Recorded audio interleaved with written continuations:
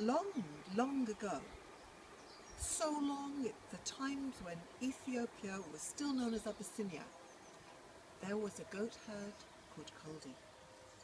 And every day he would take goats out and walk with them until he found fresh grazing for them, let them graze for the day and then bring them home. But as the summer went on, as the days got longer and hotter, he would have to walk further and further to find good grazing. On one such day, when he'd finally found new grazing for the goats, he sat down in the shade of a big boulder and ate his lunch and was just about to drift away into sleep when he realised his goats were being very noisy, and he jumped up and looked to see what was happening. And his first impression was that his goats were dancing, jumping straight into the air, walking on their hind feet.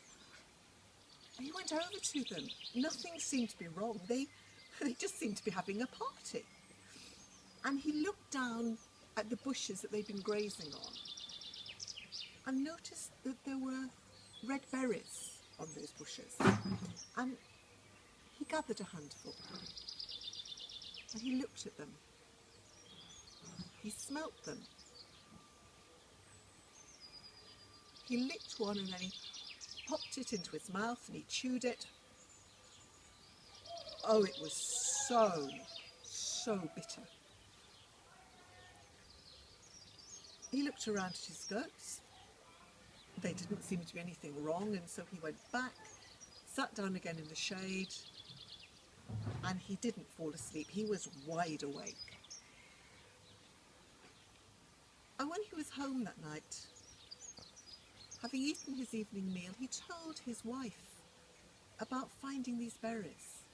He showed her the handful that he'd brought back, and she took one and she bit into it, and it was so bitter she wished she hadn't.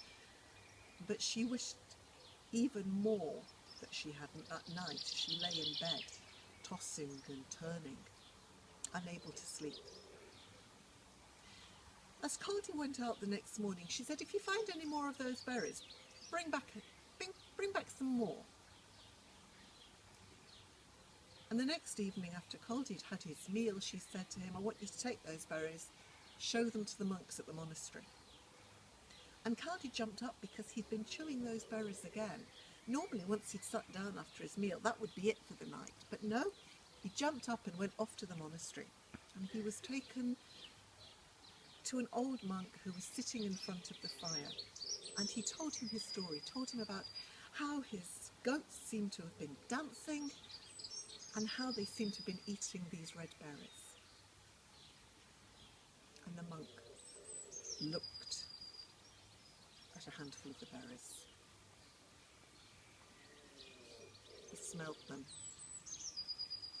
He licked one and then he popped it in his mouth and he chewed it, and it was so bitter he spat it into the fire and he threw the rest of the berries in after it. And he said, "For goodness sake, what on earth do you mean? How do you think something that tastes like that could be good for you? And something shown you by goats? You know what goats are like. You know the reputation."